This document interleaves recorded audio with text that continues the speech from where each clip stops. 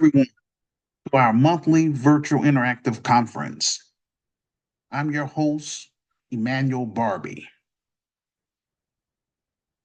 I'm the founder, president, and CEO of GRCAM, which stands for the Grassroots Community Activist Movement. We host our monthly virtual interactive conference every last Saturday of the month in order to raise funds for our film project, quote, Hood Liberator, made in Chicago, the war against Willie Lynch begins. This is a solution-based docudrama based on my experience growing up in the inner cities of Chicago and the purpose why I created GRCAM. This is our Black Panther moment, except it's not owned by Disney, it's owned by GRCAM members. This docudrama will change the game that lead the pathway towards cultural progress in Black America and eventually on the African continent. We use crowdfunding such as GoFundMe, PayPal Giving Fund, and Buy Me a Coffee so that everyone knows exactly where the funds will be going. Our goal is to raise $250,000. Um, and that is low as I'm gonna go because I want to make a quality Black empowerment film.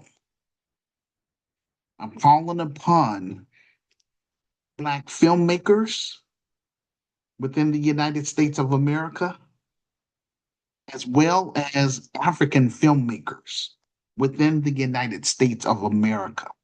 All I want you to do is purchase my revised book, read my story, and if you agree with my vision and plan, make arrangement with me so we can do business as it pertains to getting behind my film project and working with me to help it become a reality.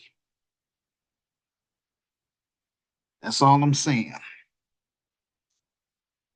The donations will help with our marketing campaign, production, and legal expenses to make this docudrama. If you are a US citizen, then I recommend that you use our PayPal Giving Fund page because you can use that as a tax write-off because this is a legitimate 501c3 nonprofit faith-based and community advocacy organization. So I have all the paperwork, for my nonprofit portion of the business. However, I don't have a physical building because my book is barely selling.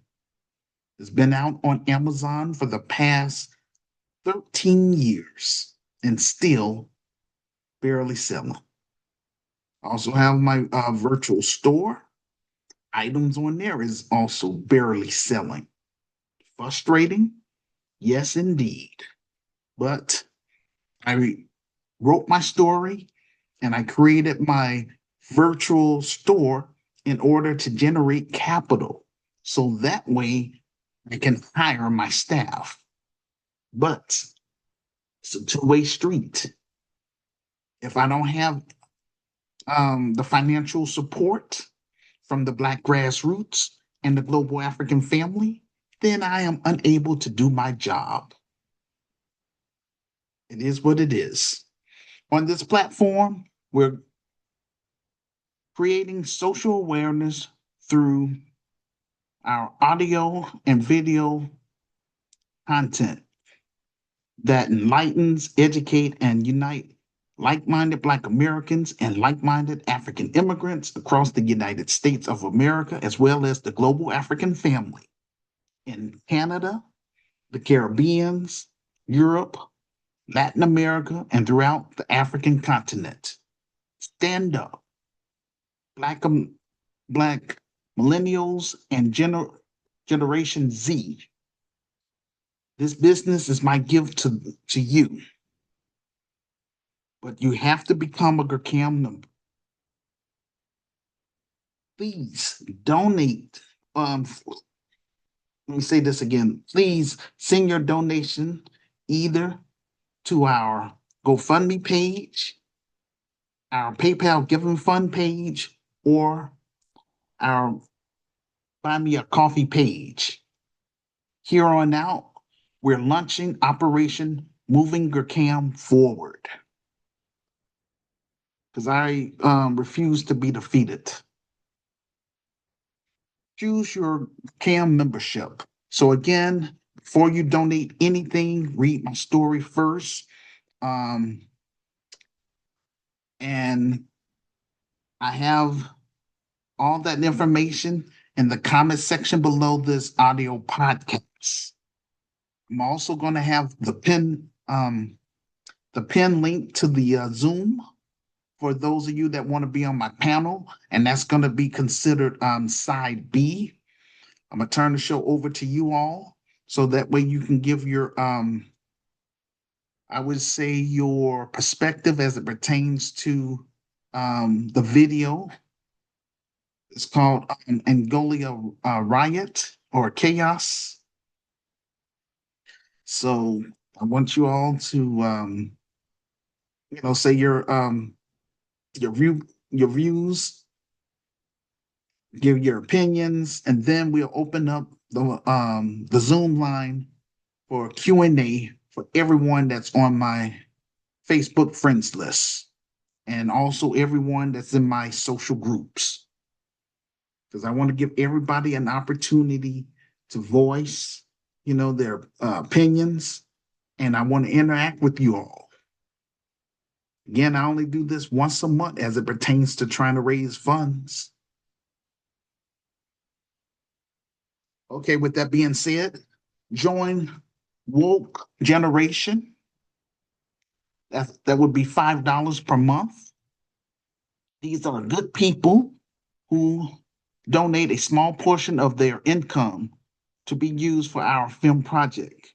We appreciate it.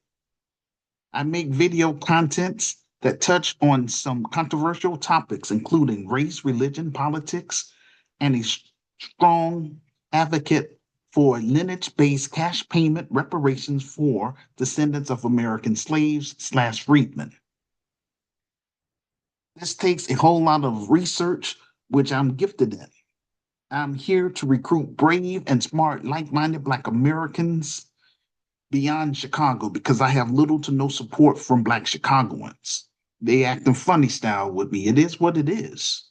33 years I've been reaching out to brothers and sisters here in Chicago in real life, and a majority of them just tell me they're not interested.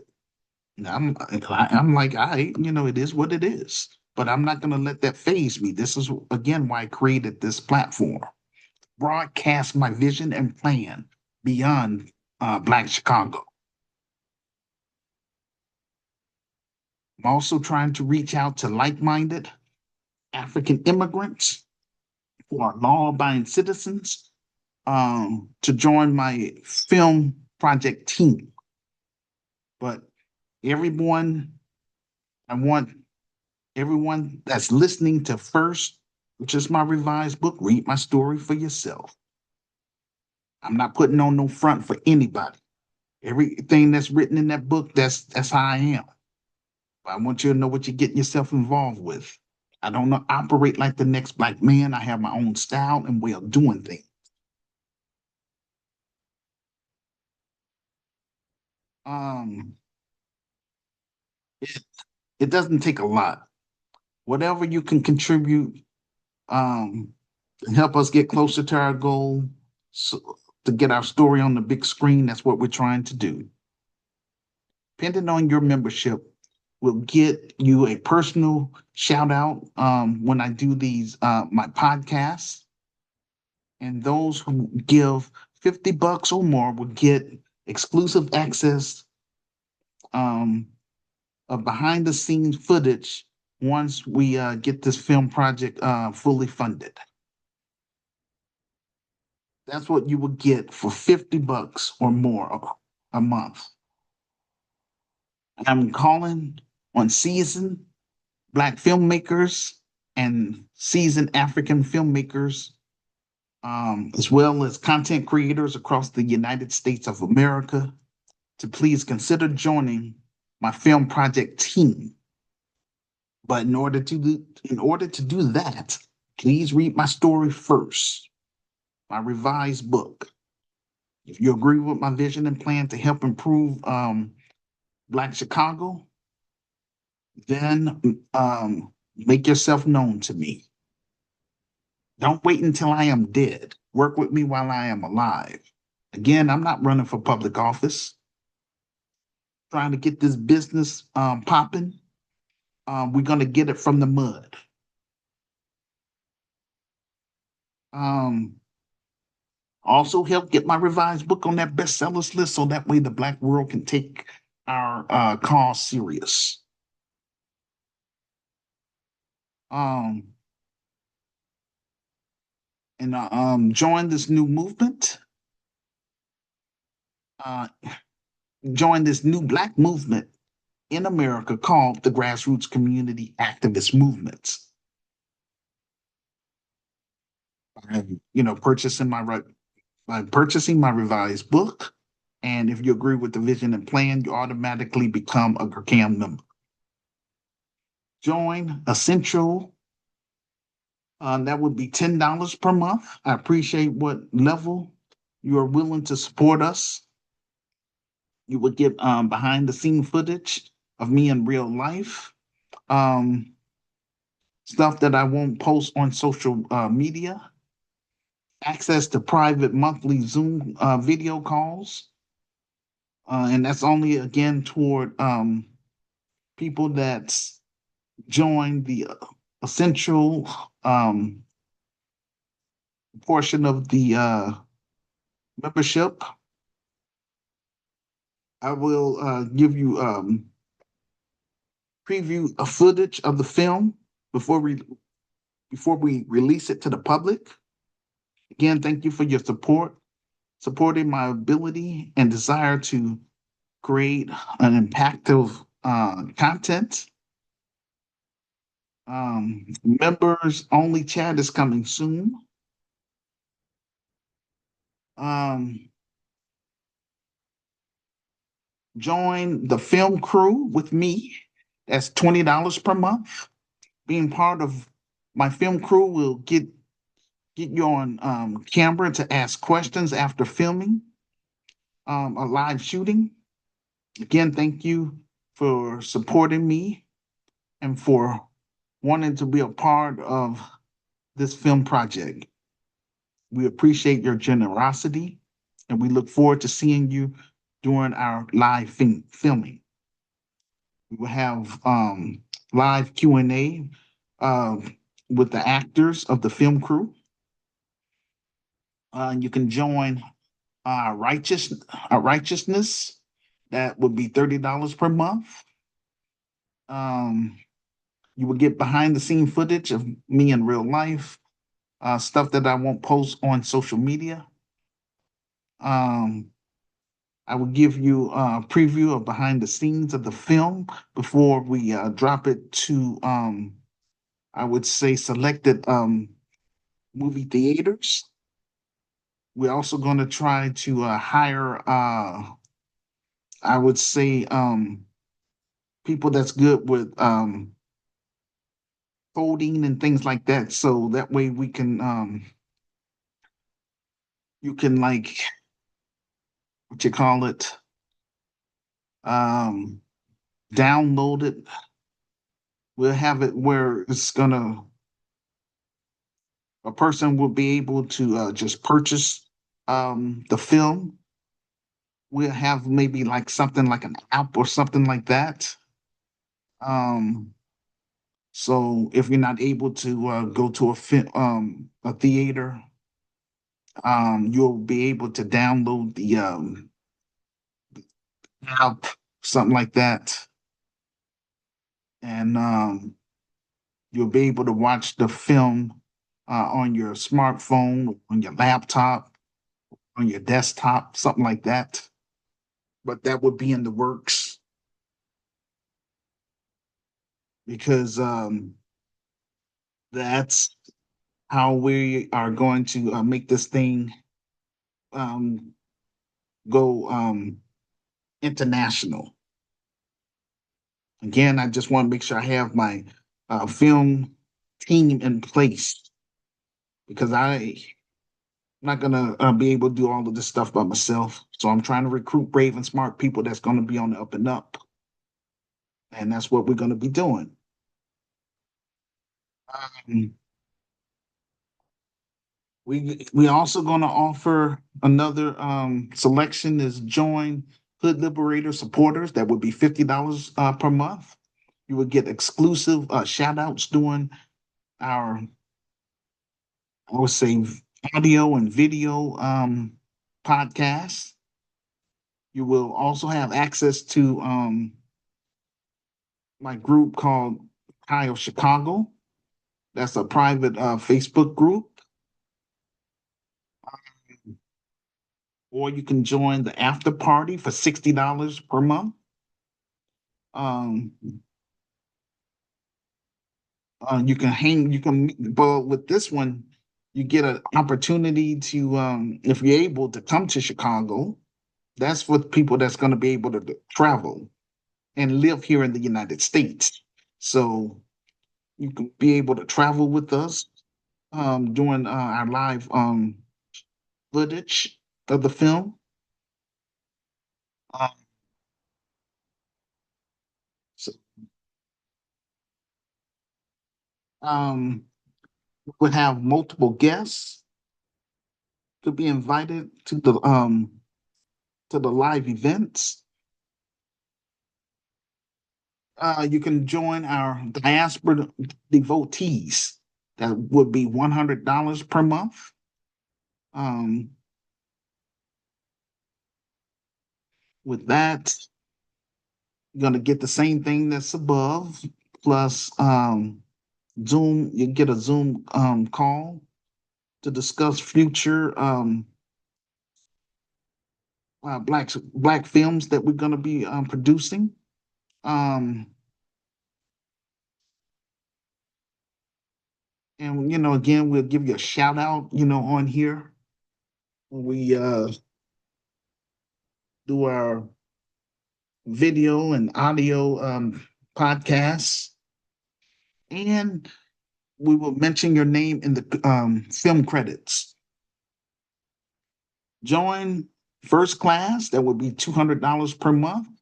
With this level, I will send you a coffee mug, but in this case, you will have to send me your mailing address. We will display your name in the credits of the film. You will be included in any interviews as it pertains to the film. With first class, you will get the same perks as diaspora devotees and then some. Thank you so much for getting on board and on code with this film project, for your generosity. We will get you will get behind the scenes content. Again, I am independent, which means I'm nothing without you. If you feel like I have added value to your life and you want to support me, then use this platform. I want you to support me on whatever level you can because everyone's situation is different financially. And I don't want to deprive anyone of any membership privileges.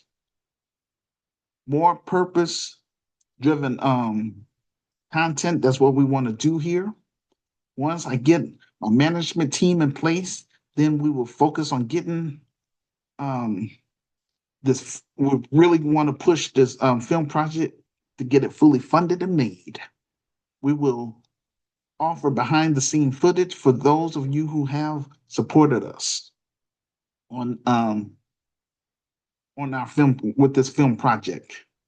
About this event, I am encouraging everyone on my Facebook page and everyone in my social groups, such as Light of the World Inspirational Group, Christian Spoken Word Network, GRCAM of Africa, and GRCAM of Chicago, just to name a few. Those of you who are Black artists, African artists, such as authors, comedians, fashion designers, filmmakers, models, musicians, poets, gospel singers, spiritual leaders, as well as Black entrepreneurs and African entrepreneurs. You are welcome to come on this platform, promote your book, your business, or your music.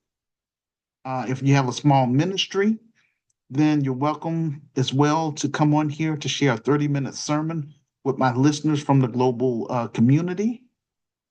Although we don't have a physical building at this time, we are using this technology to broadcast what we're trying to do in Black Chicago and beyond. On this platform, we're genuine, sincere, transparent, and authentic. This event will help expand your network, enhance your profile visibility, and make more meaningful connection with the global community. Before I jump into my presentation, I want to show all of my listeners what's been happening with our cause in real time through these different slides. Since January of this year, I've been doing my best to raise funds for our film project, and now we're in the month of September, and still no donations at all on any of our crowdfunding sources. You can't say that I'm not trying because everything is all documented. Know what I'm saying? And this is why I'm on Zoom. This is why I'm broadcasting this. My critics have the nerve to ask me what's taking me so long to get my Christian business up and running. I flipped the script and asked them, have they purchased my revised book? They say no. I asked them, have they purchased items from my virtual store? They say no. I asked them, have they donated to my film project? They say no. Then what the hell do you expect? The white man, hey, let's keep it a buck. The white man is not stopping Black Americans from buying my revised book.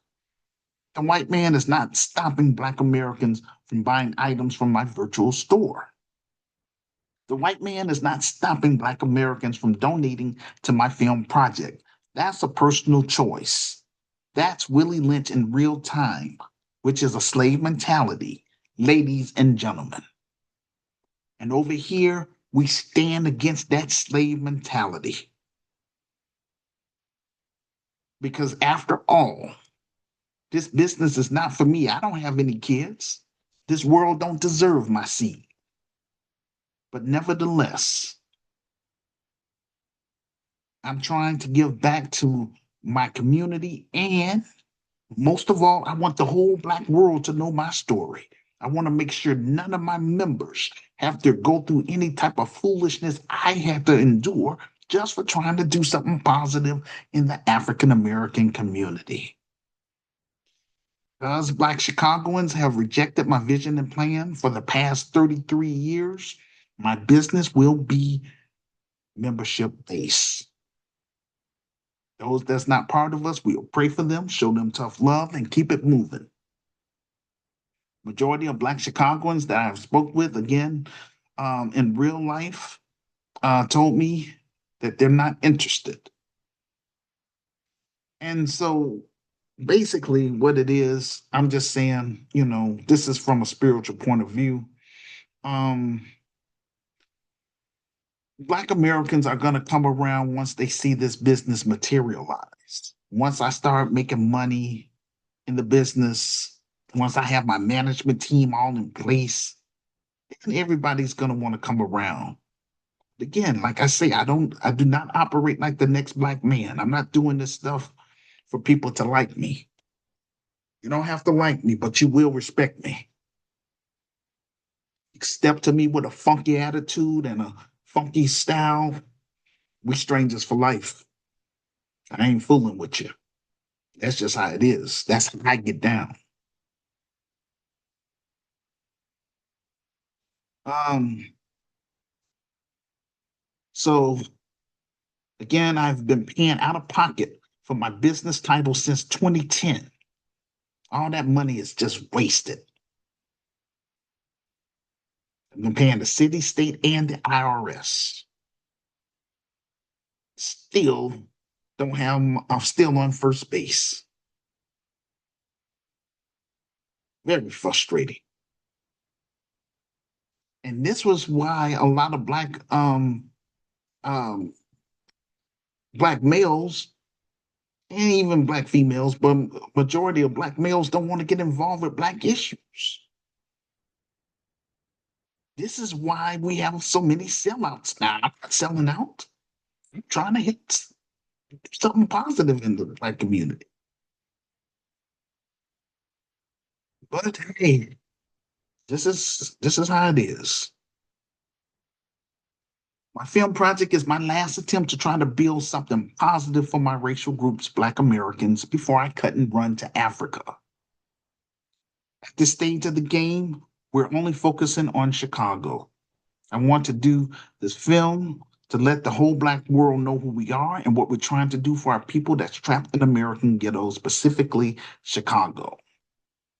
My focus here on out is to connect with like-minded um, Black Americans beyond Chicago. And like I say, like-minded African immigrants across the United States of America, reaching out to the global African family in Canada, the Caribbeans, Europe, Latin America, and across the African continent. If you're serious about me bringing my Christian business to your continent, well, to our continent, please do me a favor. Purchase my revised book. I would say purchase my ebook. The name of my book is called, quote, The Solution for Black America, Reclaiming, Rebuilding, and Restoring the Urban Ghettos in America, second edition. The ebook is available for $9.99. And if you got a real good smartphone, you can download it on your smartphone. So, and just read my story and help me get that book on that bestsellers list so that the more money that I make, then I can find people. That's how this works. Some people that thinks that this is a scam, I don't even want to fool with those persons because those are uneducated people. I want to connect with like-minded Black Americans that want more out of life. Point blank. I also have the book available as a soft cover book for $15 plus shipping and handling. Again, if you agree with my vision and plan to help improve um, Black America, specifically Black Chicago, then you will automatically become a GRCAM member. Make arrangements with me to come on this platform. Let's get on camera and let's talk about it. And let's encourage others to get involved. Again, I don't want to be doing this another 33 years. I'm standing on my square. Ain't nothing changed over here. I'm reaching out to African immigrants who reside in the United States of America from 10 African nations. They are as follows: South Africa, Kenya, Ethiopia, Tanzania, Uganda, Angola, Liberia, Ivory Coast, Ghana, and Nigeria. I need your help. I need your help because Black Chicagoans are acting funny style with me. And mark my words, once this business materializes, everybody in Chicago is going to want to be a part of this business. But again, ain't nothing changing on my end. I'm about making sure that we're going to separate ourselves from the enemy within. Off-code Negroes, urban terrorists, hardened criminals, pedophiles, degenerates. Not saying that we're better. It's just that we don't want to fool with those persons that lack ambitions.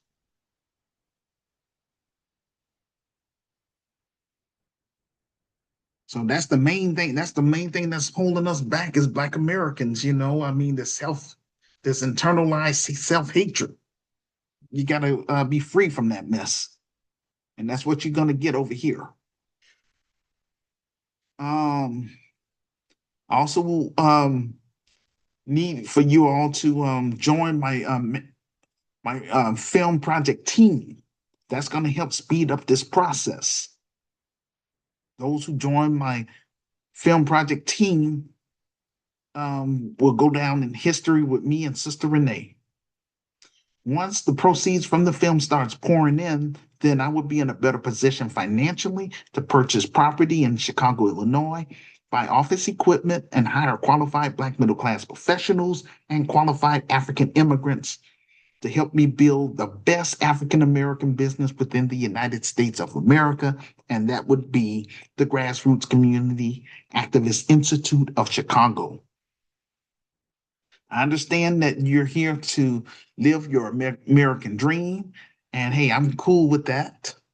And yes, the Trump administration, you know, clamping down on illegal immigrants, especially illegal Latino immigrants, and I would say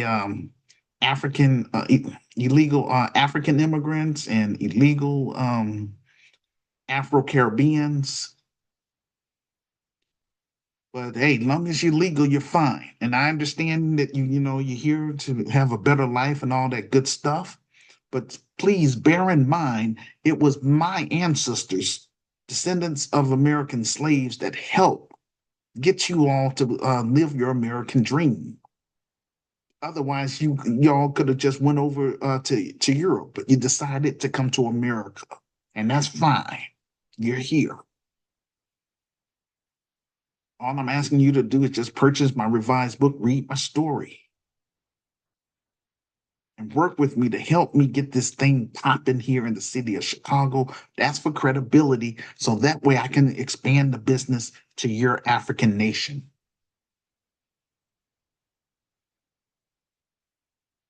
Um, Before I cut and run to Africa, again, I want to make sure that Sister Renee will be well taken care of because she's been working with me behind the scenes for the past 13 years. And because of her dedication, I want to publicly reward her by dedicating a local chapter in her hometown, West Memphis, Arkansas. So I want to make sure that she's going to be well taken care of. That's just how I do. I want to make sure that um, anyone that becomes a GRCAM member, that that you're going to be a part of this business.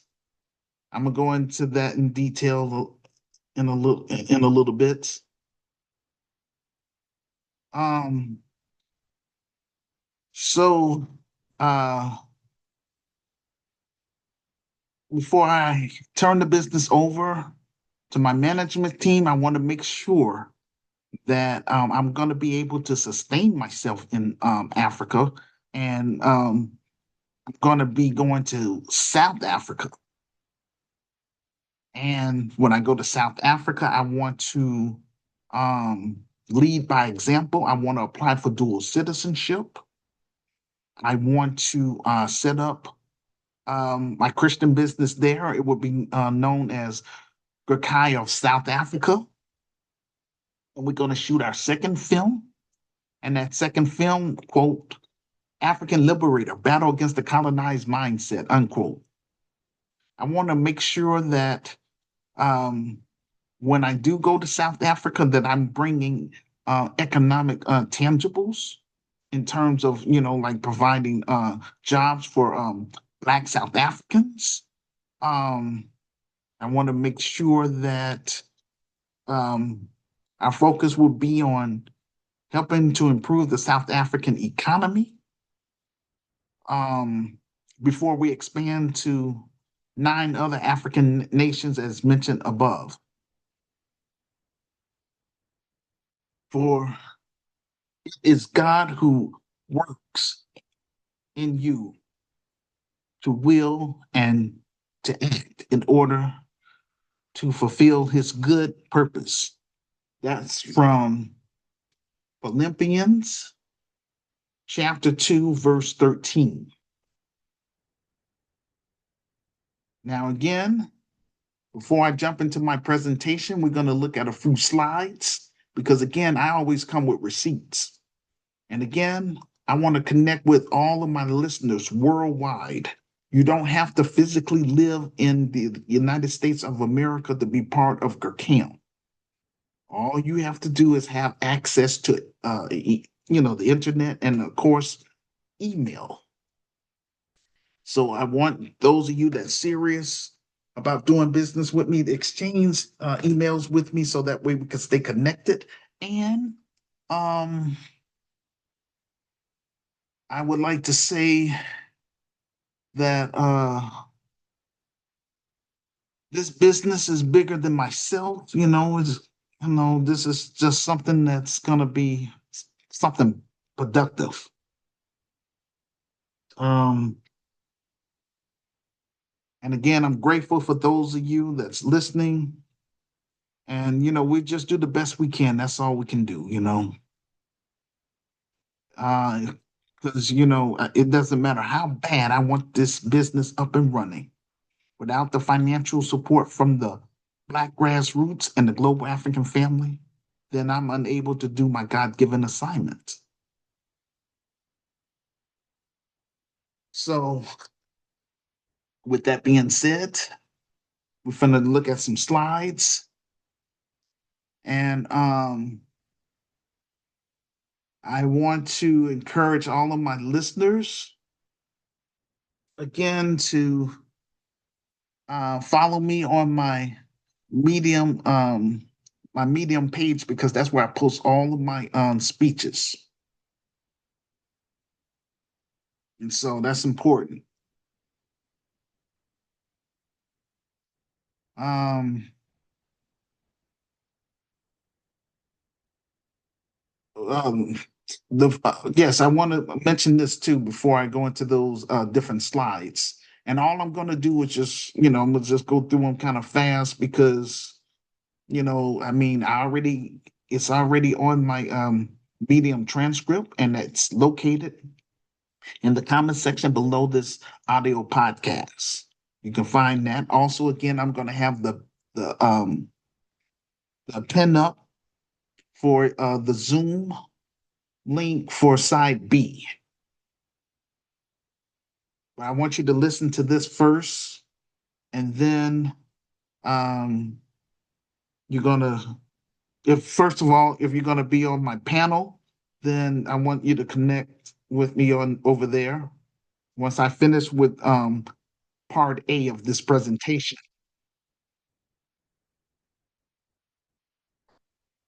Uh, and so that's going to be easy for you to find. That's again, the Zoom link for side B is going to be in the comment section below this audio podcast. The film which inspired me to become a social entrepreneur and create the grassroots community activist movement is entitled, quote, Nothing But a Man, unquote. First of all, a social entrepreneur is a person who established an enterprise with the aim of solving social problems or affecting social change. The film was about a Black American man and his wife who experienced job discrimination in the South during the 1960s. And again, the whole purpose of me writing my story is because I lack two things. I lack the manpower and the capital. That's why I wrote my revised book, and that's why I created my virtual store. Um, it is what it is. Like I say, I mean, I'm putting my information out there, and I'm standing on principle. My film project again would be my last attempt to try to do something positive, for my racial group, Black Americans. I am looking for um, like-minded, brave, and smart Black Americans beyond Chicago, as well as like-minded, brave, and smart African immigrants across the United States to work with me in building this business. So, with that being said, I'm going to look at a few slides. Now, I always like to come back to using this slide right here about Kamala Harris. Um, this is from Fortune um, magazine. And as you can see right here, it says, quote, a Zoom call of 44,000 Black women raised 1.5 million for Kamala Harris in 3 hours. We were ready, unquote. Now that's nice. It didn't take them no 33 years to raise that kind of money. I'm not even asking for that. I'm asking for $250,000 for this film project. That's what I'm trying to raise. But she raised more money than Donald Trump too. I believe they were saying it was like um close to $1 billion. That's what I recall. But she still wasn't offering um I would just say descendants of American slaves anything. So that's one of the reasons I didn't vote for her, you know. So but anyway, this is part one. I have other things I want to show you as it pertains to the slides. But yeah, ladies and gentlemen, at 1.5 million. And again, this was Black women. If Black women here in America would help me raise that 250,000, this will make a positive impact in the African American community.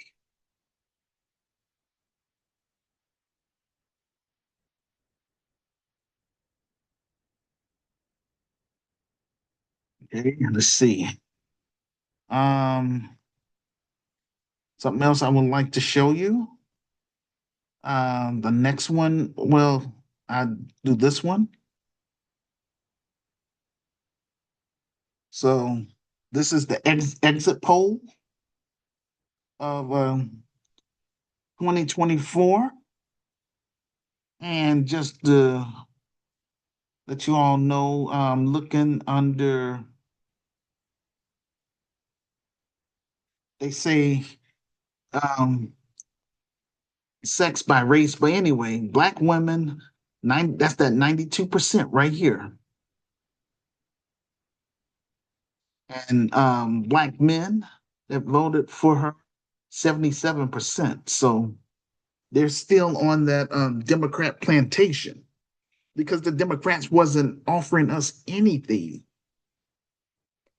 And I do try to encourage my, I would say, GRCAM members to be independent because both Democrat and Republican, those are um, political parties that was created by the white supremacist financial elites to give a false illusion that the American people have a choice.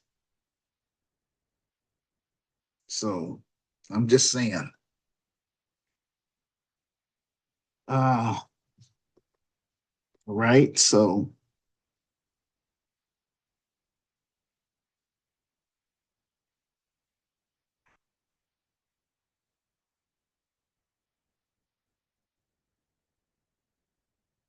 Okay, bear with me. Um, okay, so now I'm gonna pull up something else. Uh, African immigrants as well as Native Africans or continental Africans. This is why you need we need each other, but this is why you need Black Americans, or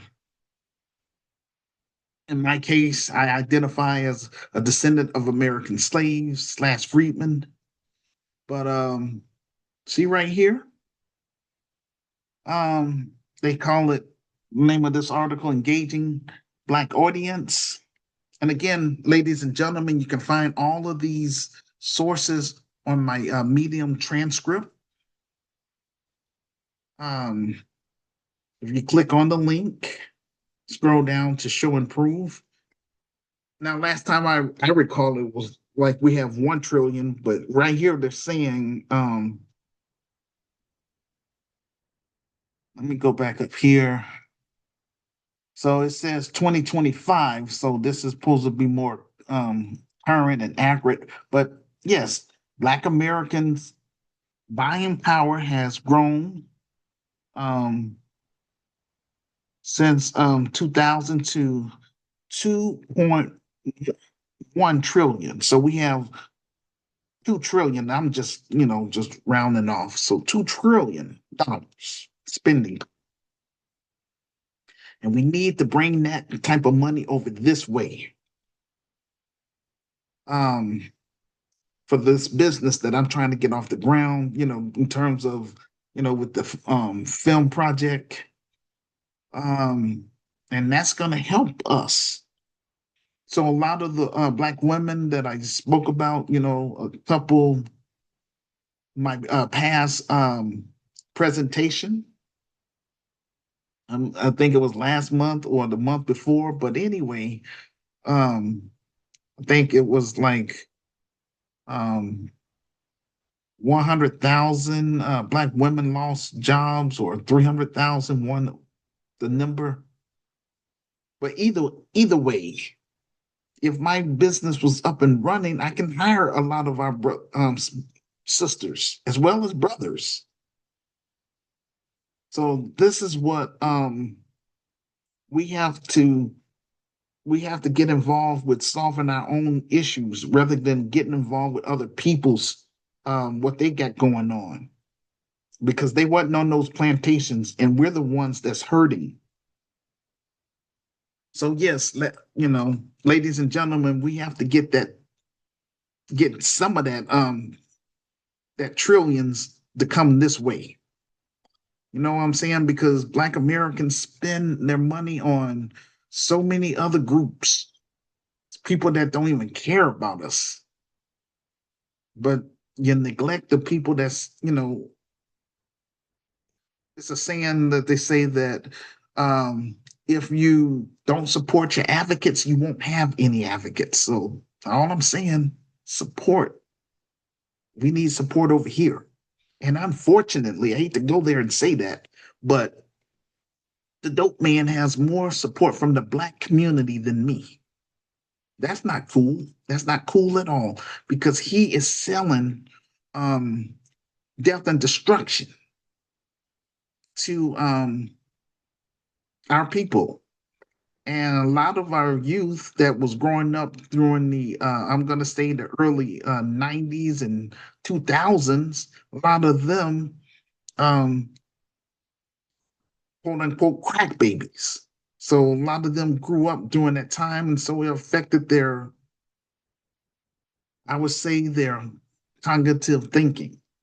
So, and a lot of them have that slave mentality and self-hatred. And so that's why we have a lot of dysfunction going on in our inner cities. We want to help solve some of that stuff as much as we can. That's all I'm trying to do. Uh, right. Get out of here. Um,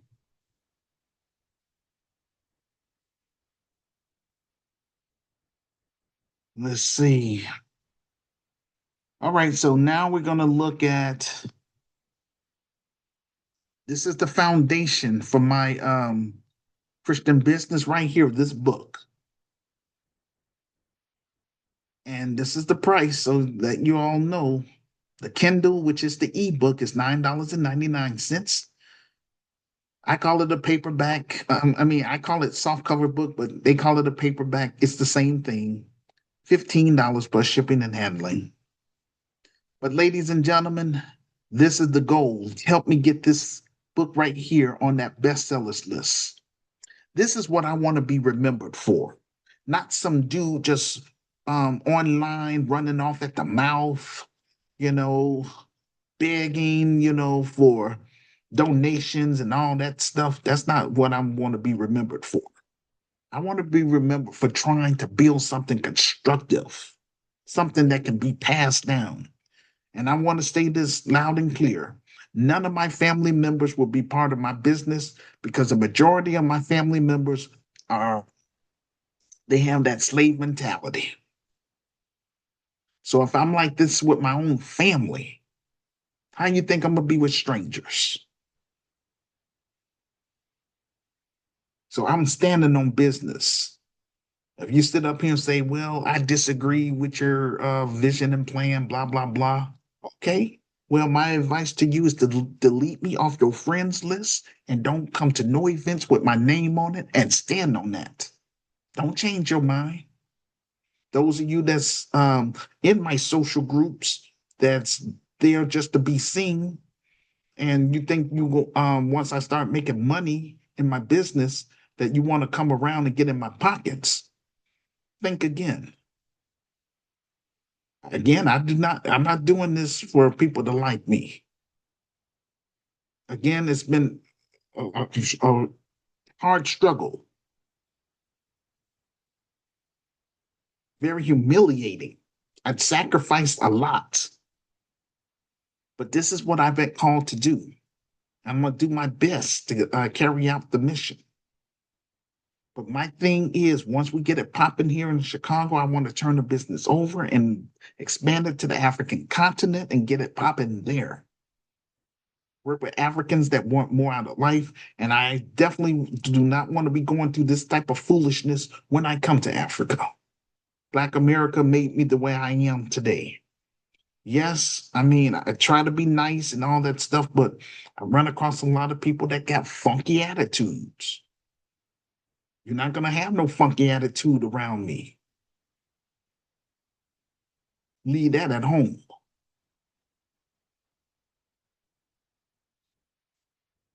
All right. So here it is, again, I'm asking all my listeners worldwide, help get this book on that bestsellers list so I can do my job, so I can be in a position to hire people. Uh, right. We're moving along, so bear with me.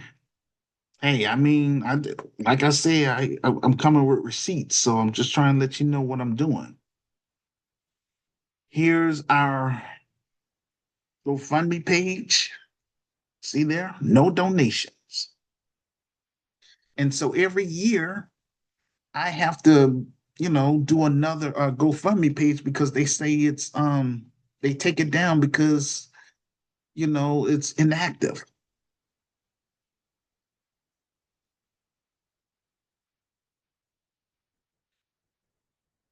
Here it is right here. Nothing.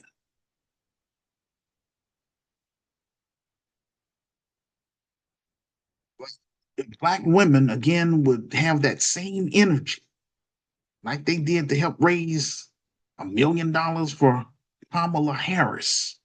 Use that same energy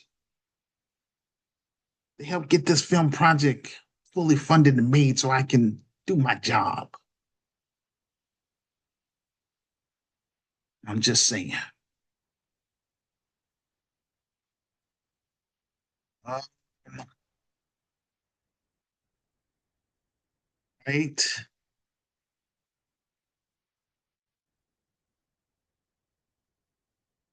Now this is our PayPal giving fund.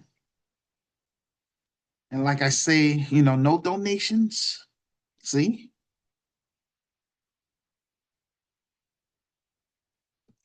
those scams over here. I'm just trying to raise funds so I can do this film project. So I can move my business from behind the computer. You'll see me in the out in the field because yes, I'm willing to hire, production a legitimate production company, but I want to make sure that I have my management team and all that stuff in place, but I'm gonna be out there as well. This is my story. And so I'm gonna be out there. I took some film classes before. I'm not gonna name the name of the company I used to or the school I used to attend because they really wasn't too helpful with me. But that's another story. But anyway, I learned what I needed to learn. And so I know how to write a film proposal and all that kind of budgets and all that stuff. I know how to do all those things. And so I will be part of the, I will be included in terms of being a producer. But I do want to hire a seasoned producer so I can be, like assistant director or what have you. But bottom line, it's my story, and I'm gonna sit up here and I'm gonna make sure it's gonna be told correctly. That's all I'm saying. Um,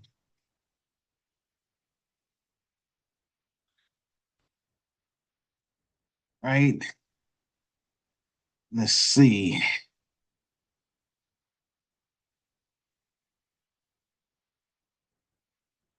So this is what I want. People that's gonna be on my panel. This is what I would like for you to talk about. This right here. Angola crisis, um, anti-Chinese riot erupts, shops looted, factories destroyed, Chinese flee. And so, only thing I'm saying about the Chinese is that, yeah, they're trying to be the new colonizers. Yeah, they're coming over there in a soft way, but I mean, they are all over Africa. You know, and not just in Africa. I have videos too in Jamaica. You know, so the problem with these white supremacist financial elites, these are the people that caused all these problems in the first place. They're the ones that caused all these problems because in God's word, um, if you look at the book of Ezekiel, chapter 34, verse 11 through 16, God gave each, I would say, racial group their own land. So Europe, that's the white man's land. They ain't got no business over there in Africa. Africa, that's black Africans' land or continent. But they want to impose, European culture on us. We ain't did that to them. We didn't colonize them. We didn't um, steal none of their resources. And yet these people got a little attitude with us, descendants of American slaves, demanding our reparations for what they did to our ancestors. And they still getting generational wealth that's passed down from the slave, uh, or anyway, American slavery. They still getting generational wealth from that slave money. That was a whole lot of money. It was in the trillion. Still, it's still They have $10 trillion. And so we're demanding 5 trillion.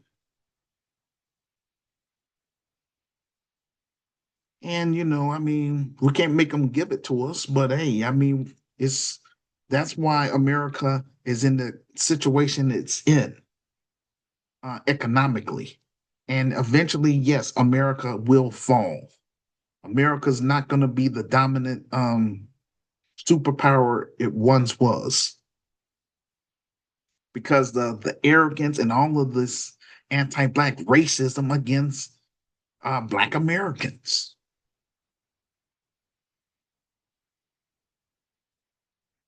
And I'm not able to just up and leave because I'm on a shoestring budget. Like I say, I'm barely making it, but that's okay. Thank God for my struggles, doing the best that I can. This is what I've been called to do. I have a passion to want to go expand this business once it's popping here in Chicago, to expand it to the African continent, work with my brothers and sisters on the continent that will join my business known as GRCAM. They will become GRCAM members and do the best we can. I share my knowledge with them and all that good stuff. But ladies and gentlemen, and this is what these type of crises and it's not just in Angola. That's happening in Kenya as well with these Chinese nationals.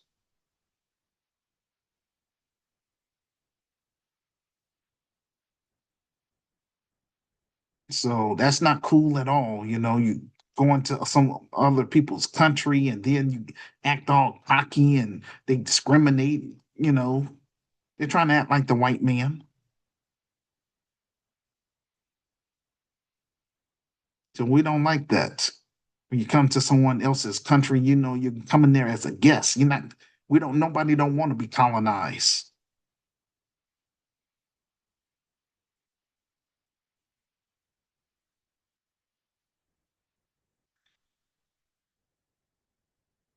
Right. Uh, and one last thing I want to show you all before I go back to my presentation. Um, this is important. So when you, and again, all of these slides and that you're looking at, you can find that on my Medium transcript.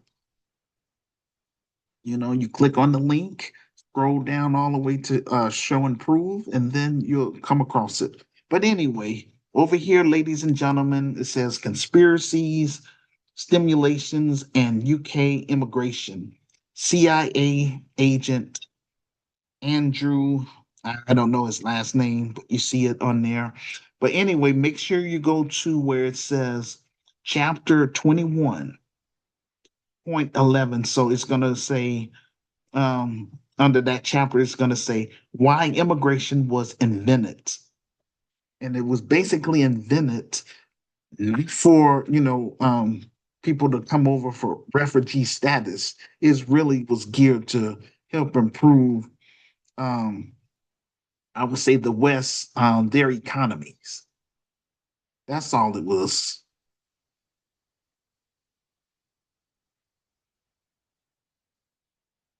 So that, they can continue, um, ex- exploiting Africa's resources. But I'm grateful that our African youth, they're waking up. We're sick and tired of being dominated by some foreign country. They have no business there like that. So shout out again to Mali, Burkina Faso, and Niger for kicking the French out, reclaiming their natural resources and benefiting their own people. That's how it's supposed to be.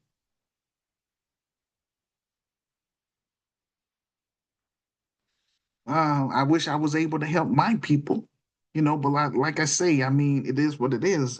People want to stay in a burning house. We have no choice but to let them burn. Again, I don't want to waste another 33 years being stagnant. That's why I want to bring the business over to Africa, but I want to make sure that we get it popping here in America first because a lot of my friends that's I would say expats of America that's living on the African continent, they explain to me up front. They say, Emmanuel, a majority of businesses are owned by foreigners in Africa. That's a shame. That's a doggone shame. So the Asians, East Indians, um, Europeans, they have all, they they run a majority of the businesses over there. So when I bring Cacao Chicago over there, we're gonna compete against those non-African foreigners. That's what we're gonna do. First, I gotta get it popping here, ladies and gentlemen. That's why I'm reaching out to the global African family. Because it's more you all than Black Americans.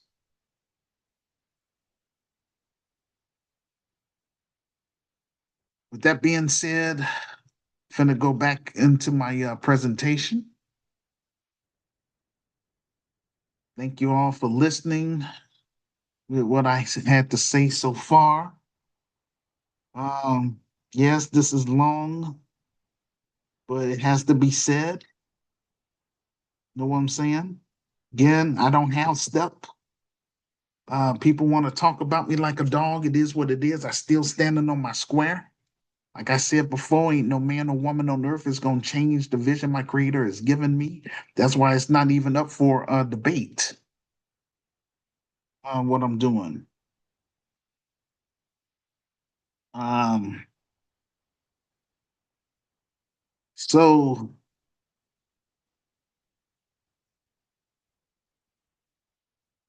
the title of this presentation, GRCAM stands with Africa. And so basically, I wrote out basically what I got out of the that video about Angola chaos. So Angola is in turmoil after deadly protests erupt nationwide following the government's decision to raise fuel prices by 33%.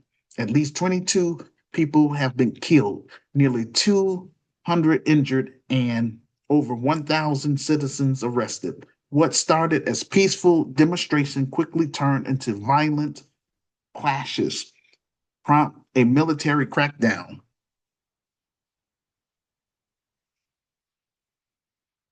I have to drink some water, you all, so just bear with me. My mouth is getting dry.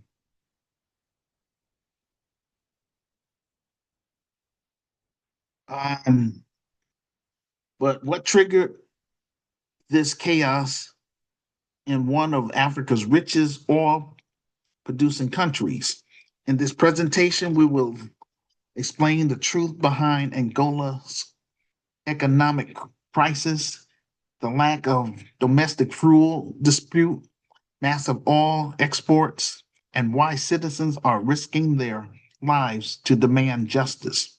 You will learn about Angola and Africa's second largest oil producer, imports fuels. How economic mismanagement triggered public outrage. The real reasons behind the government removal of fuel subsidies. This isn't a war zone, it's a nation in protest.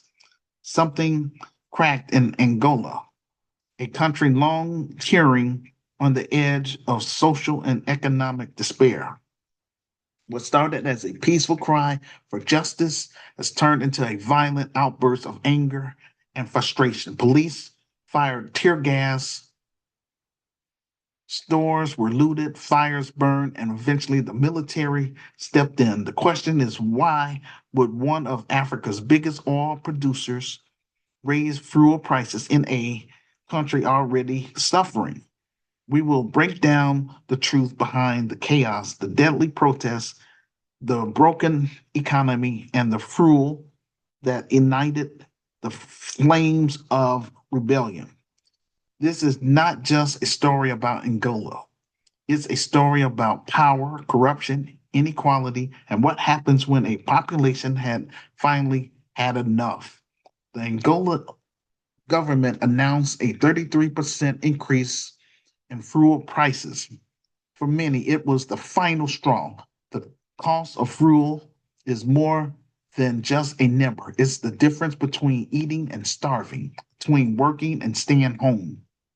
Almost immediately, peaceful protests erupt in major cities. Families, students, laborers, and unemployed took to the streets demanding answers, demanding dignity, demanding survival. But what started as peaceful assemblies quickly spiraled out of control. Police responded with tear gas and rubber bullets, brutal beatings, arbitrary arrests, and excessive force. Human rights groups accused Angolan authorities of using disproportionate violence against civilians. Government buildings were vandalized, over 1,000 people detained.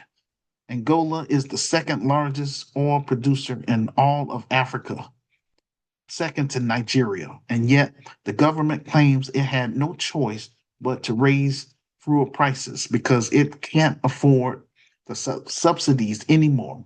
Angola, an oil giant, is forced to buy diesel and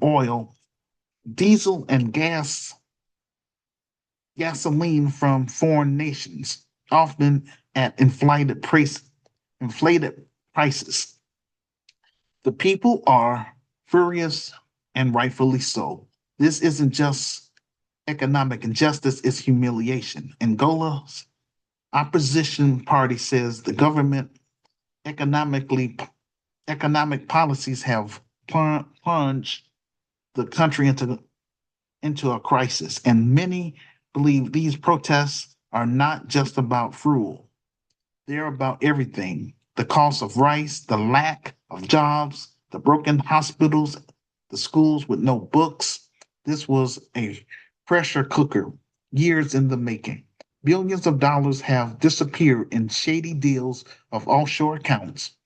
Another reason why people are protesting is because Chinese are only hiring Chinese people in a black country. That's not right. A wave of black backlash against Chinese economic presence is spreading in Kenya, Ghana, Nigeria. Angola's youth are leading the movement. They are connected, informed, and unwilling to accept silence. They've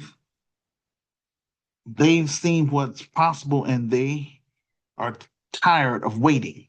When government stop listening, when inequality becomes unbearable, when survival becomes resistance, people will rise.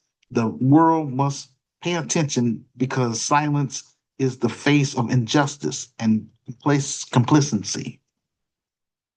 Crowds are surging through the streets, smashing Chinese owned shops, looting goods, and setting business ablaze. In the industrial zone, factory gates are chained up, machines silenced.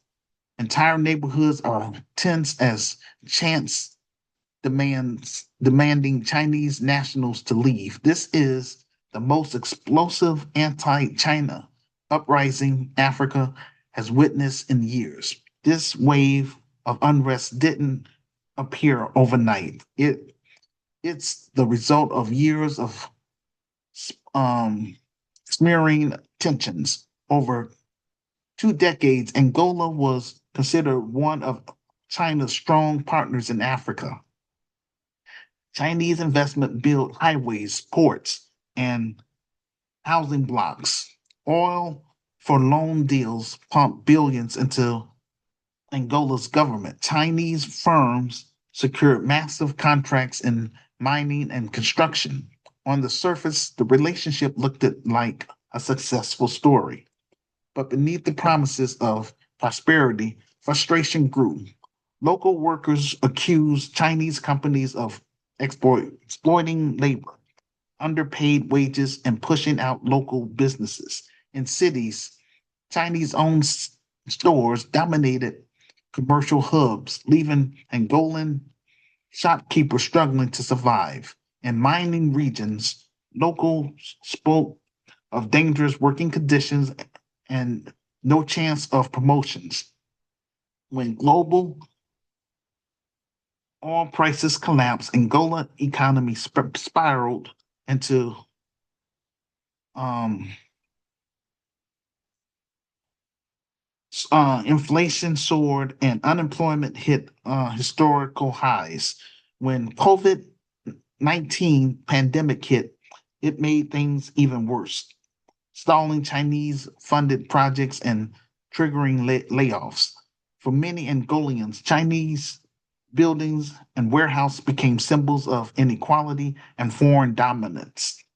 Political voices joined the chorus of discontent,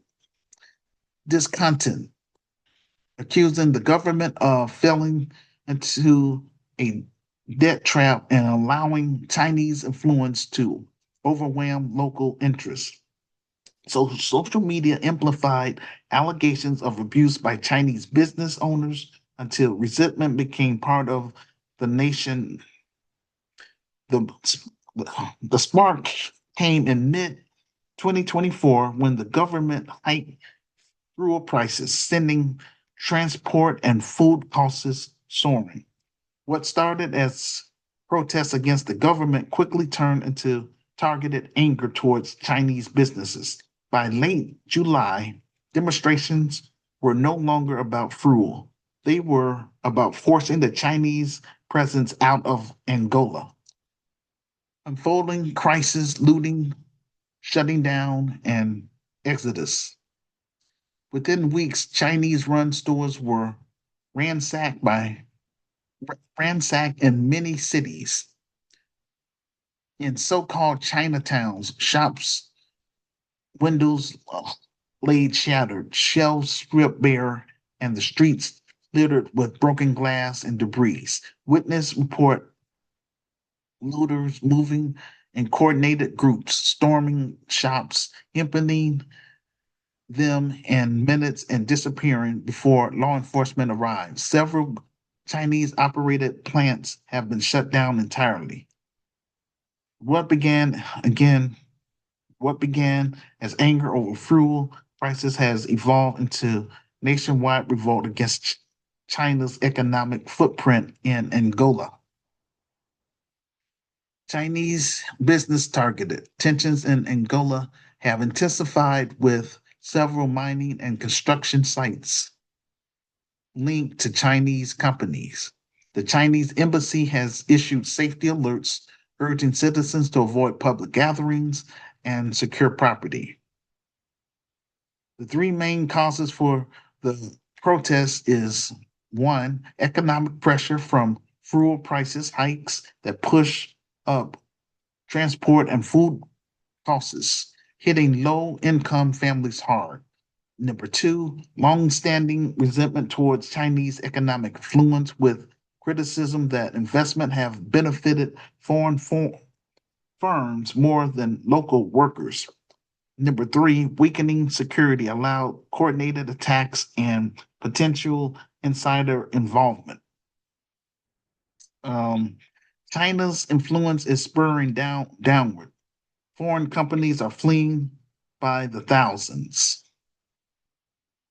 This is not just an economic downturn, it's a test of resilience, a silent struggle unfolding behind closed doors. In contrast, I am noticing a lot of African immigrants in Europe, the United States of America, and in Australia. Um, have left the continent but are showing little to no interest of ever returning back to Africa. Some of these reasons are rooted in Africa's history, and some of the reasons are rooted in today's current challenges.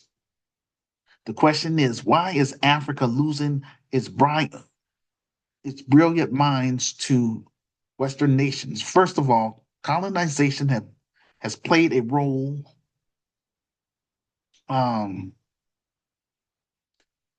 Colonization, exploitation, and slavery has caused quite a lot of damage to Africa, and the effects of that has still lingered to this day. They still shape our experience as Africans today. Let's not forget that before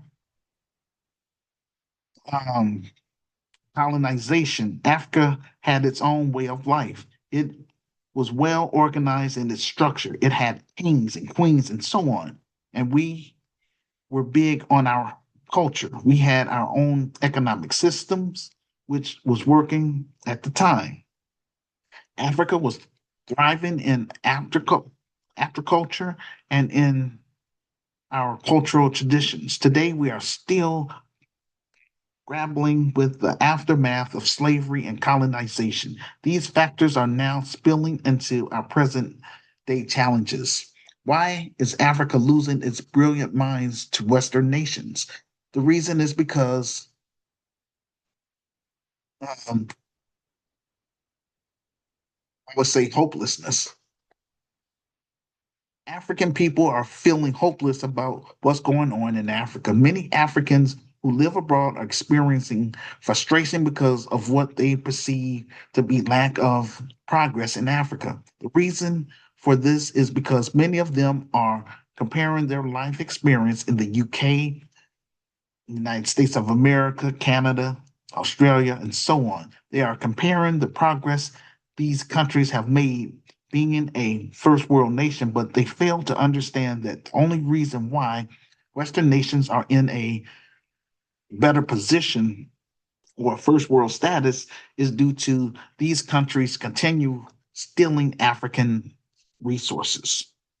For example, look at what's happening in France. Ever since Mali, Burkina Faso, and Niger kicked out the French from those African nations, and then other African nations also followed, now France is on the brink of an economic collapse. Why?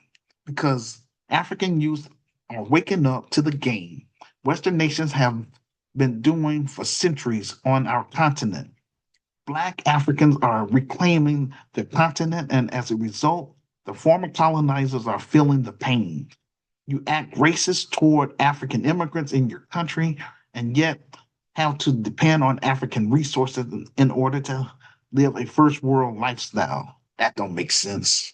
Just saying.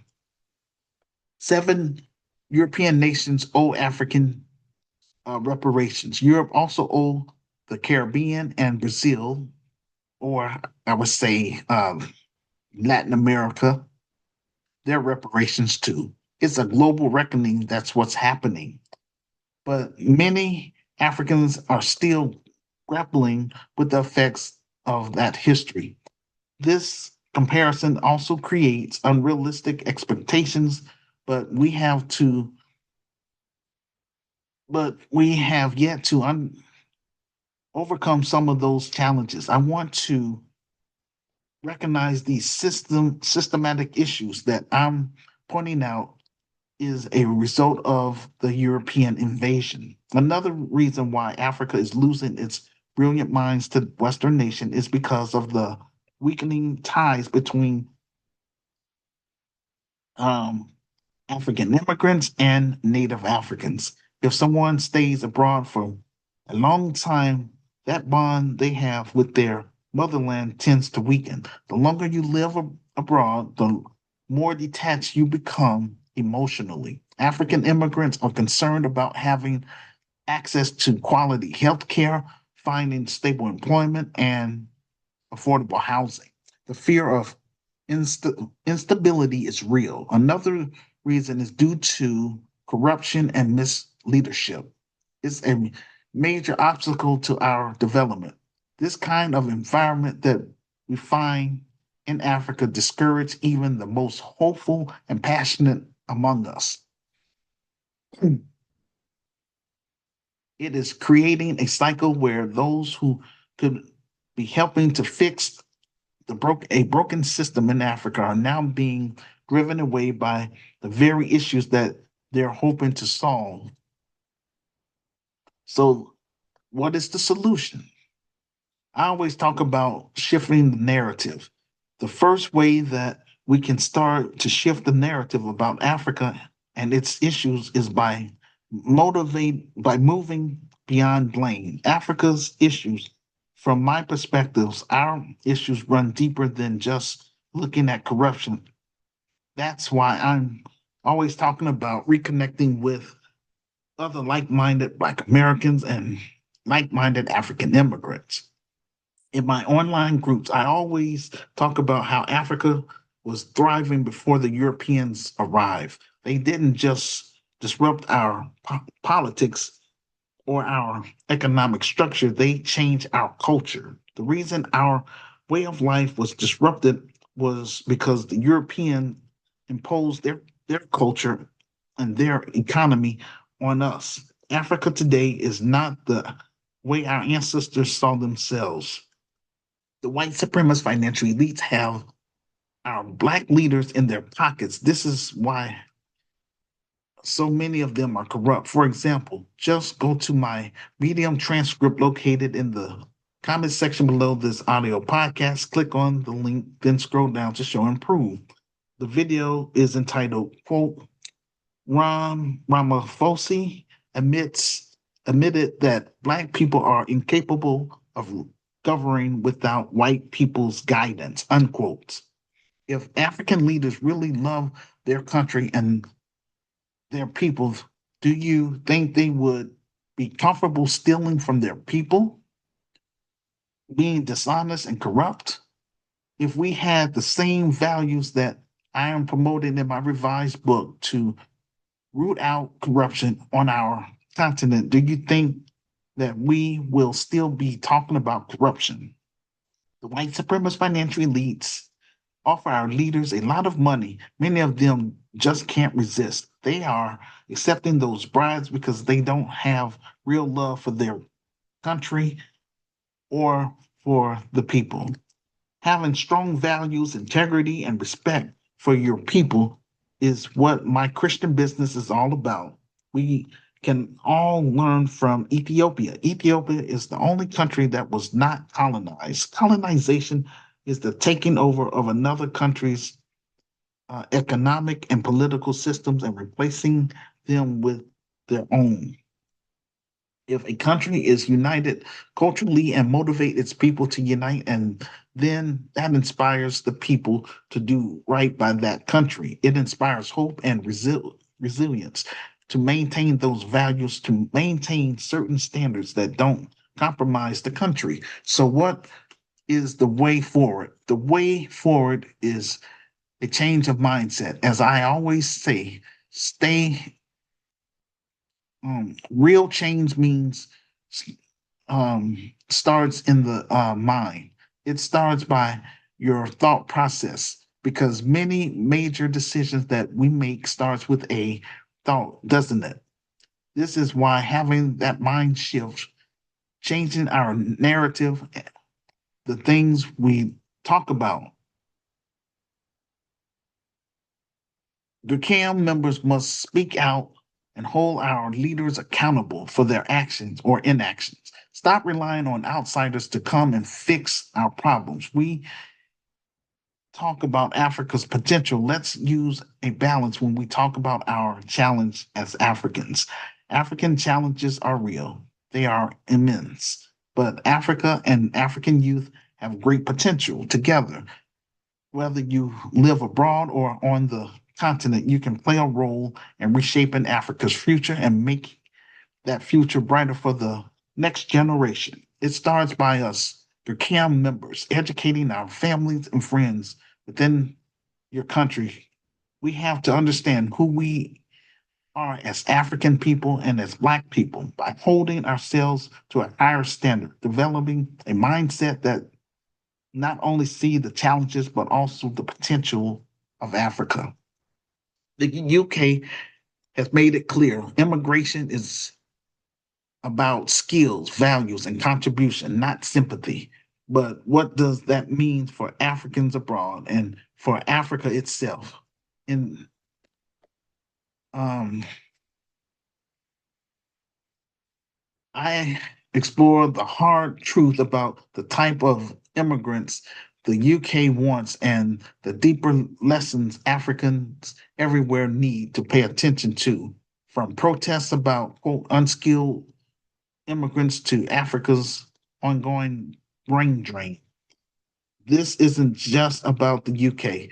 It's a it's about how we as Africans see ourselves, our future, and the system we need to build at home. The UK is unapologetic about who it wants. The question is, when will Africa be unapologetic about what it wants from its own people? Africa in general are family oriented, but we are not collective oriented due to tribalism. As long as, quote, me and my family are good, that is all that matters, unquote. This is colonized mindset. Europeans are individualistic, but they want collective participation in their politics. They will live alone, but will pay extra taxes to fix roads and infrastructure that benefit their society. Africans are accustomed to a life of struggle and survival. Western countries prefer thriving and creating ease with drives them to focus on innovation, research, and development. The immigration issue is being played out among African nations, but notice Africans are not focusing on illegal white immigrants from Europe that's flocking to South Africa. Is what it is. A tale of two former British colonies, Singapore, a stable government, highly successful economy, and its citizens holds one of the most powerful passports in the world. Nigeria, despite having oil in abundance, is a country riddled with corruption and lawlessness. But eventually that's going to change. The problem with most African countries started after they achieved independence from the colonizers. Our leaders inherited a government system that was set to benefit the minority, quote, the white settlers and their original countries, unquote. After they took over, nothing was done to change the government system so that it will benefit the masses. Our leaders became the new oppressors, and they used the set governed system that was set by the colonizers to oppress their own people. The leaders discovered that they could use the existing laws to benefit themselves and their families until such a time when African people decide to dismantle from those former colonizers' government systems and put an African type of governance like what we had before the colonizers. Nothing is going to change in Africa.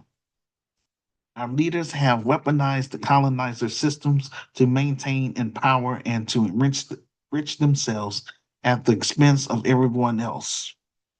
Africa immigrant cannot be blamed for fleeing to Western nation that will give them a chance to live their life dreams.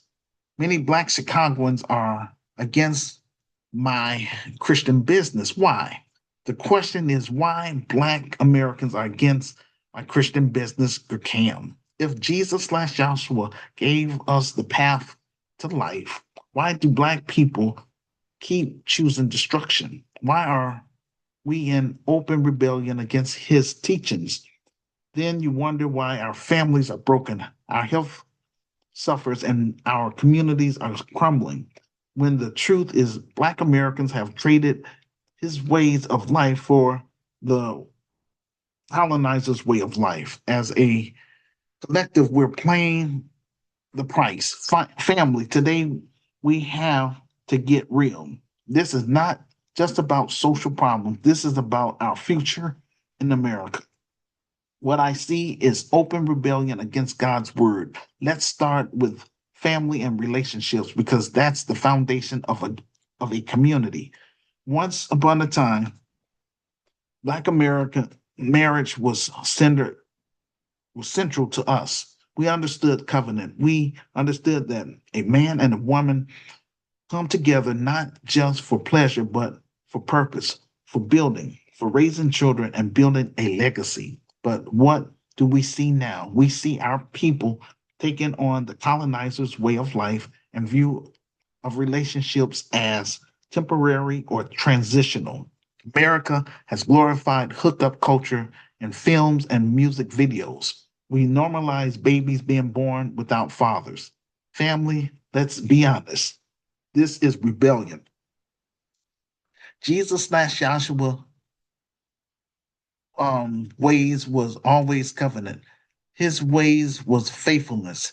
His ways was a man loving his wife and a wife loving her husband. But as a result of not following his ways, then we wonder why there is distrust, disease, broken homes, and broken children.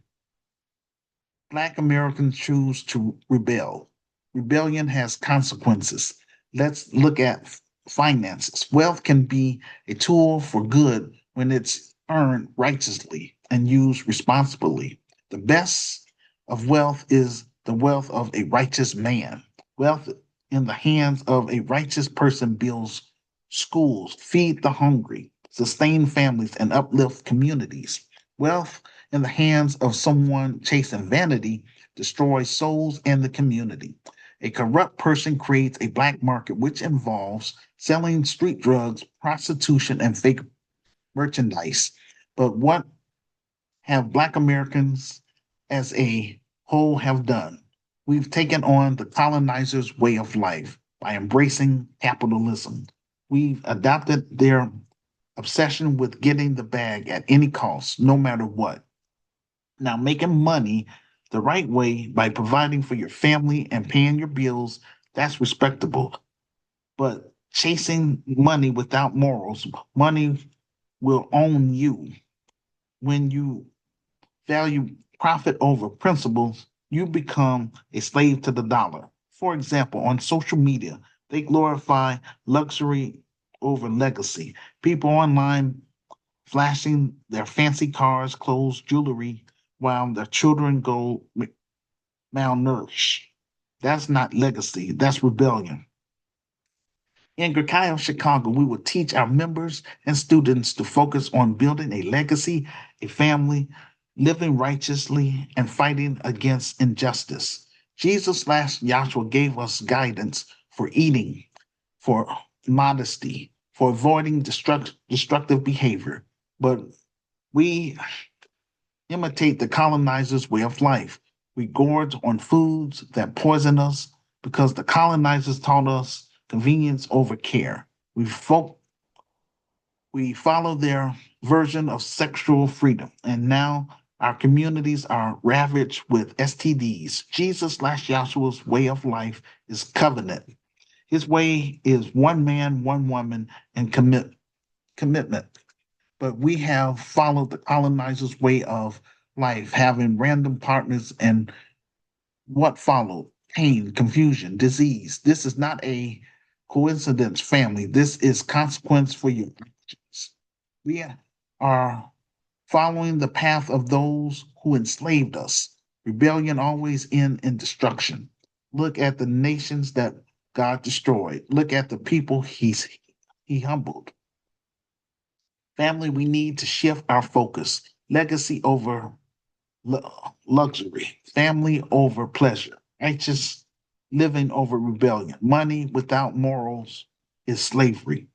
Why can't why we keep copying descendants of slave owners' way of life? Our ancestors were guided by faith, modeled resistance, family, dignity, and strength. That's the path we should aim for. So today, I'm challenging us to stop laughing at our dysfunction, stop normalizing rebellion, stop copying a system that never had our best interests, and start learning, start rebuilding, start walking the path Jesus/Joshua laid out for us, not because it's old fashioned, but because it works, because it gives life, because it gives legacy.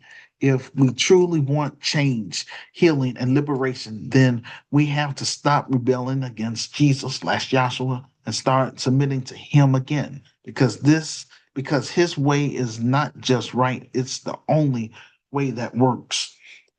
White supremacy wasn't built on truth, righteousness, and equality. It was built on oppression, other people economically, physically, and socially. Now your system is crumbling globally. It doesn't feel good to suffer economically, does it?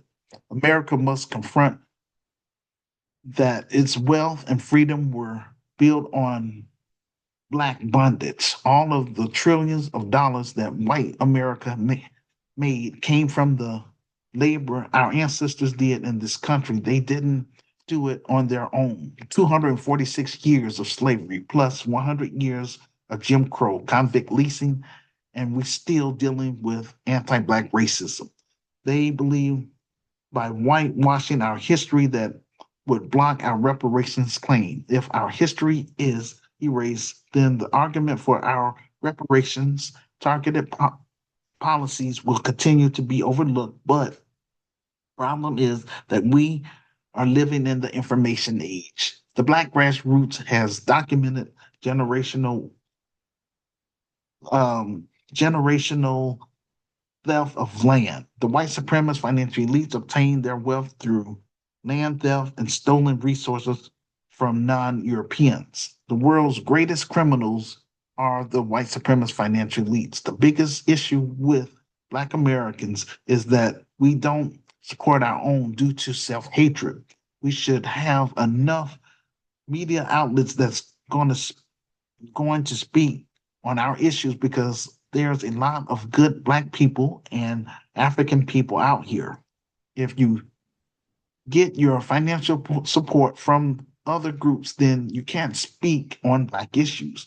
The Nation of Islam has built institutions in the African American community, but I want to build a Christian business that will someday become the heart of the Black community and the African immigrant community. Let's stop depending on these Black politicians who are selling us out because they are in the pockets of the white supremacist financial elites. And let's start solving Black issues at the community level, starting in Chicago. My video content is culturally, politically, and socially bold. We examine what's wrong with the African American community and apply my vision and plan to do something useful. Please help me shake things up. And together, we're putting the pieces together to build a beautiful place. We complete, we will compete against Pan Africanism. I seek brave and smart Black Americans and African immigrants who are woke enough to make yourself known to me. Come to Chicago. I need smart boots on the ground. Me and Sister Renee cannot do this alone. No one will build what we are called to do. GRCAM members will build the Grassroots Community Activist Institute of Chicago. Only GRCAM members can build GRCAI of Chicago. No one else is going to build it for us. GRCAI of Chicago will consist of a nonprofit sector and also a for-profit sector.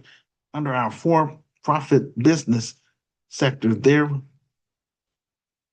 is where I'm going to make my bread and butter. We will own and control our own community grocery store, community healthcare clinic, and community housing. Create skilled care networks so that all of our members will benefit from our business. We will also offer workers cooperative, meaning I will have my attorney to make it legal for GRCAM members to own 5% of the company. We will win when we show up as one block, one voice, and have one demand. Our mission.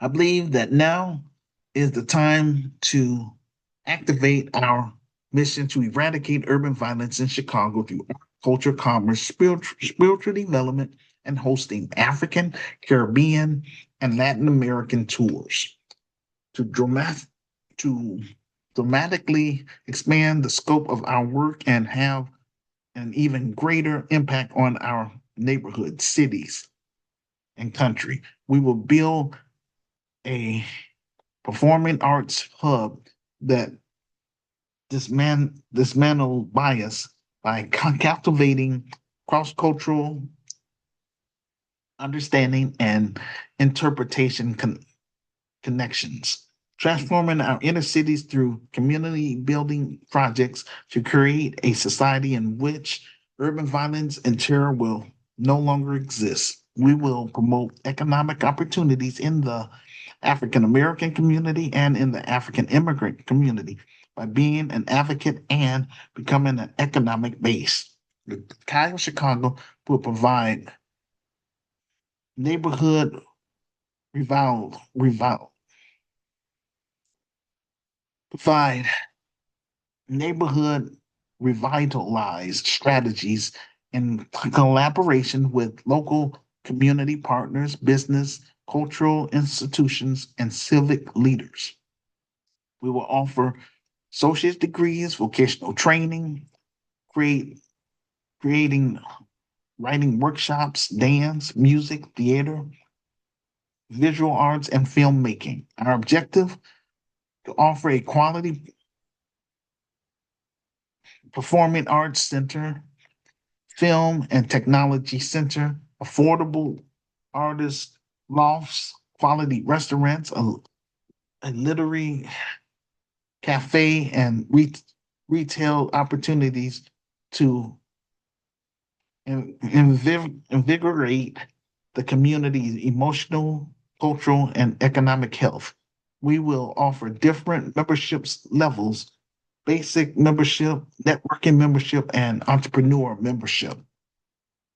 Buchanan Chicago will be a multi-purpose facility consisting of a nonprofit sector and a for-profit sector operating under 9 functions under one roof: a social service component, a spiritual component, which will be optional for secular people, a political component, an entertainment component, an entrepreneur component, health and wellness component, Black grassroots media component, science and technology component, travel and tourism component.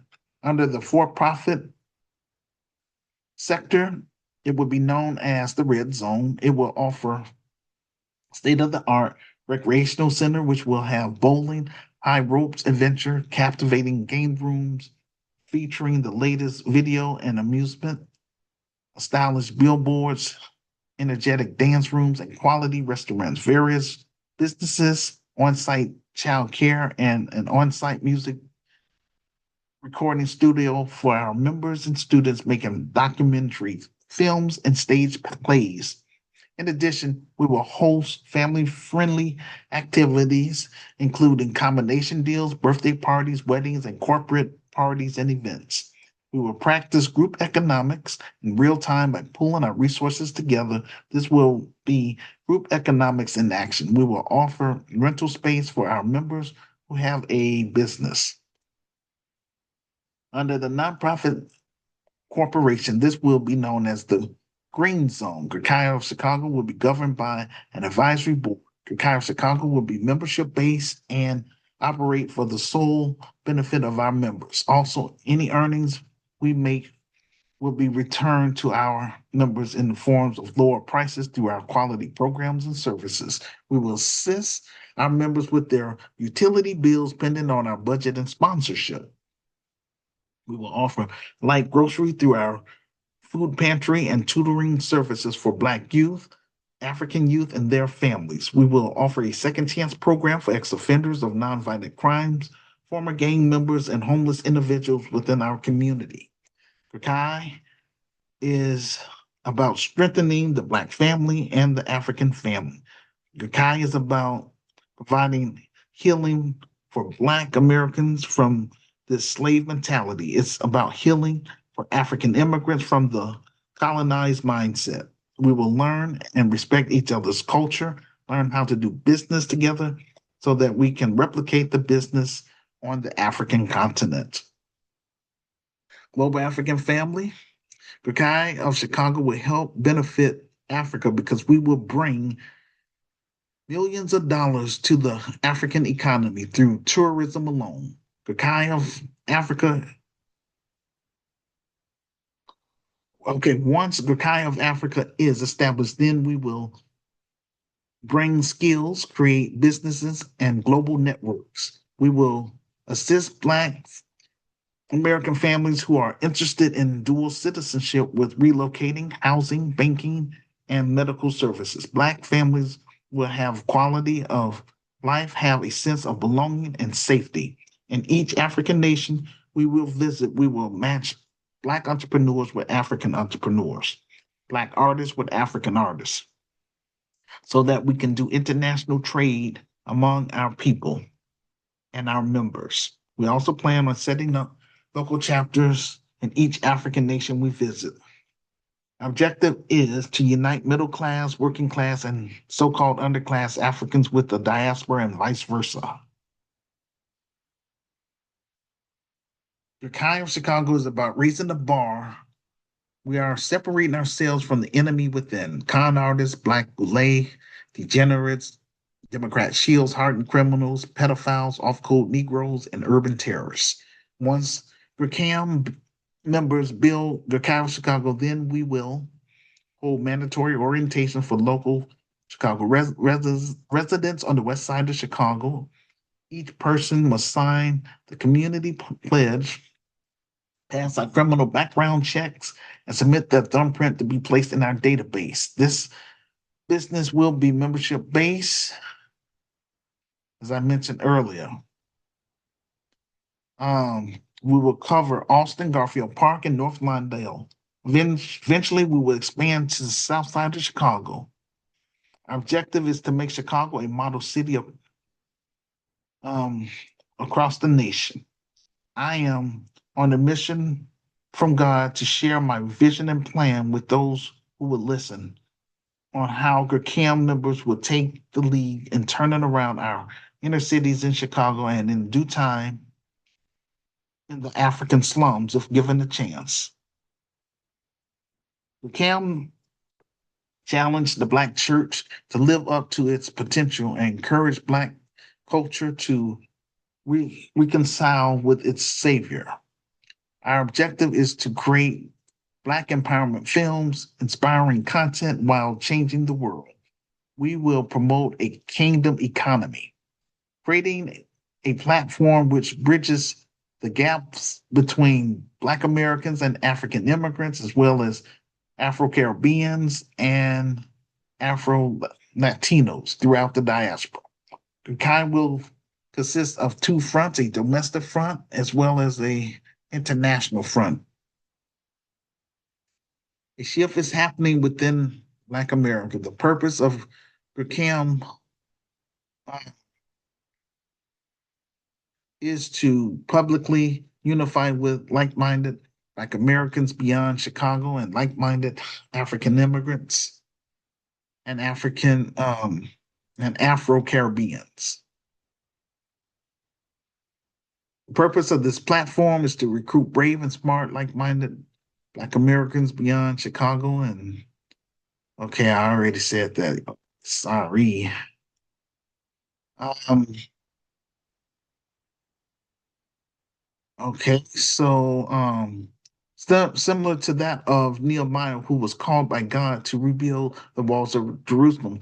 Nehemiah used qualified engineers, architects, and inventors to rebuild a new city. I am seeking qualified Black middle class professionals and qualified African immigrants who have the training in these areas as follows: Black attorneys, investors, Black entrepreneurs, African entrepreneurs, social entrepreneurs, and philanthropists. I'm also looking for legitimate artists such as seasoned film crew, film directors, producers, actors, stage managers, professional fundraisers, technical support, graphic designers, and marketers.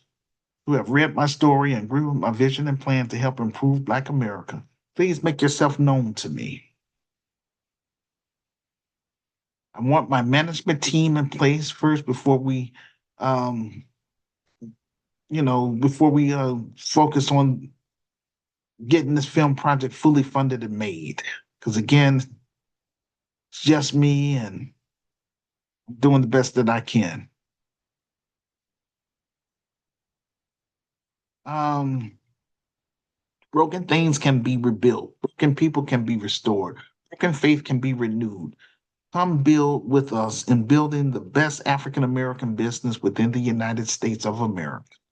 That is the Grassroots Community Activist Institute of Chicago. All right. With that being said, I'm going to start with opening up the phone lines, and this is going to be side B. And I'll wait for around 10 minutes to see if my panel is going to come on board. If not, then, it is what it is. If I have any listeners that want to come on this platform, ask me specific questions or things like that. But before you do that, make sure you watch or you listen to side A, all this stuff I just said. Make sure you listen to that, then come on here and ask me specific questions. Thank you all for listening. And again, you can find the link to side B in the comment section below this audio podcast. Thank you all for listening. And like I say, I'll wait around for about 10 minutes. If I don't have anyone that, pop up, then that's going to conclude our show for today.